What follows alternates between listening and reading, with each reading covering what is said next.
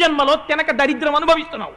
కడుపు నిండా తినేస్తే కన్ను పడిపోతుంది కాబట్టి కన్ను పడిపోనంత సాత్వికమైన పదార్థం శరీరం నిలబడడానికి కావలసినంత ఈశ్వరానుగ్రహంగా తిని ఆ ఓపికతో శరీరం అద్యంకులకి ఇది ధర్మ సాధనం కాబట్టి భగవదారాధనం చెయ్యడం ఉపవాసము. ఉప అంటే సమీపమునందు, వసి అంటే నివసించుట, ఈశ్వరుని గుణముల యందు తాను మునుక వేయుట.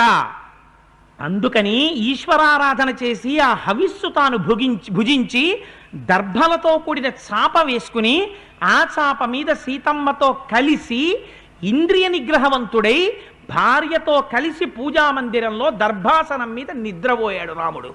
ఇంకొక జాము ఉందనగానే నిద్ర లేచాడు. నిద్ర లేచి అలంకృతం చేసి సంధ్యావందనం చేసి బ్రాహ్మణుల్ని పిలిచి అక్కడంతా కూడా స్వస్తివాచనం చేశాడు. పురమంతా సంతోషం, ఎక్కడ చూసినా ఆనందంతో ఉంది. దీనికి ఉపవాసం